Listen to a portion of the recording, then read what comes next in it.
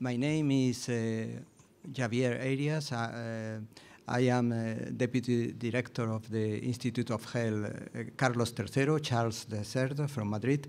I am here on behalf of Anthony Andreu, who was intended to moderate this session, but I had to apologize for him not to be here because he had a last-minute incident. I'd like to welcome all of you on behalf of the CPHL, and I also like to special thank to the conference sponsor.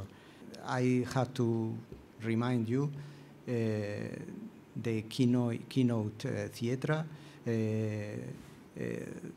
after this session with a reception with networking drinks. There, the delegates will have plenty of time to meet each other and maybe make a valuable connection. Also, I had to mention the use of Twitter to continue discussion after the Congress and about the content of the Congress or related topics. Also, I'd like to kindly remind you to turn your mobile phone silent. And also I'd like to ask your help to in keeping the timing because we are running ahead of time, so we'll try to keep the timing strictly. Also, if there is no much time for question, and we can continue after during the break. The first speaker in this session is Professor Mats Hall Andersen.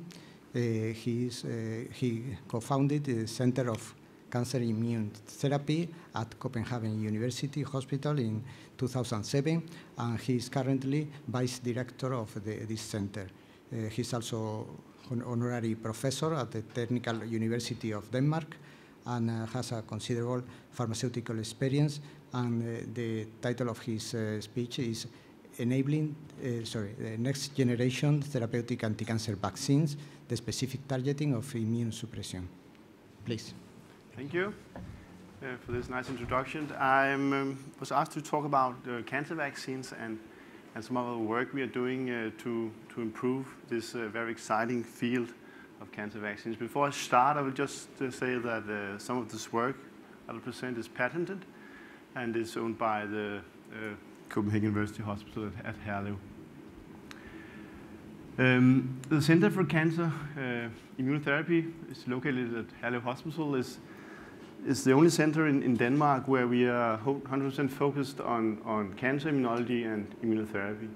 We are doing very basic research into immunology. We're also doing clinical trials and immune monitoring. Of course, this is overlapping fields, but I think we have 5 open protocols with clinical trials, and it's also a unique field in cancer immunology today because you can actually take things from the lab and start clinical trials within a reasonable amount of time. So this is, I think, very unique. Very shortly, I will give you an introduction to this field of immunology, so you have an understanding if you don't have that already. And then I will mainly talk about our work with IDO and PD-L1 and how we have moved that from very basic discoveries into clinical trials. And finish up with